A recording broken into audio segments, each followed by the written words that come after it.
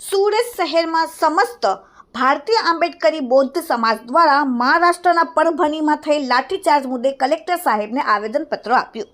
પરભણી જિલ્લા મહારાષ્ટ્રના મુકામે પરમ પૂજ્ય ડૉક્ટર બાબા સાહેબ આંબેડકરજીની પ્રતિમા પાસે ભારતીય સંવિધાનવાળી પ્રકૃતિમાં અજાણ્યા ટીખોડખોર ઈસમો દ્વારા વિટંબણા કરાતા તે બનાવમાં રોષે ભરાયેલ આંબેડકરી જનતા દ્વારા થયેલ વિરોધ પ્રદર્શન દરમિયાન પોલીસ દ્વારા અટક કરાયેલ ભીમ સૈનિક સોમનાથ સૂર્યવંશીનું પોલીસ કસ્ટડી દરમિયાન મોત થયેલ,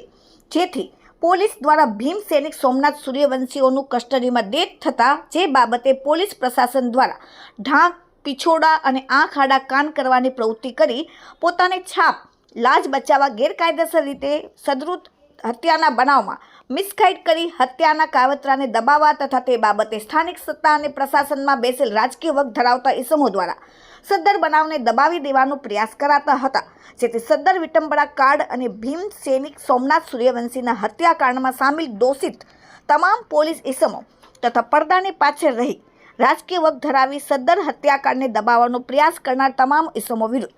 ઉચ્ચ સ્તરીય બિનપક્ષપાતી ન્યાયિક સમિતિનું ગઠન કરી ન્યાયિક તપાસ કરી દોષિતો સામે એટ્રોસિટી એક્ટ તથા હત્યાના ગુનાની ન્યાયિક કાર્યવાહી ચલાવી દોષિતોને ફાંસીની સજા થાય તેવી ન્યાયિક કાનૂની કાર્યવાહી કરવા તથા તે ઉપરાંત 5 મહત્વના મુદ્દાઓની માંગણીઓ પર પ્રસ્થાપિત શાસન પ્રશાસન દ્વારા વહેલી તકે કાર્યવાહી કરી ન્યાય અપાવવાની માંગણી કરી. મારું નામ પ્રતિમાબેન બોરસે છે. આજે અમે પરભણી જિલ્લામાં જે કાંડ થયું છે, જે સોમનાથ ભીમ સૈનિક જે છે અમારા સમાજના, તેમને જે 3rd ડિગ્રી ટોર્ચર કરવામાં આવેલું હતું ને જે ટોર્ચર કરવાના આટલું ગંભીર ઈજા પહોંચી ગઈ હતી અને એમનામાં જ એમનું મૃત્યુ થઈ ગયેલું છે, તો અમારું એના પર જાહેર નિષેધ છે. અને એક જ કહેવા માંગીશ કે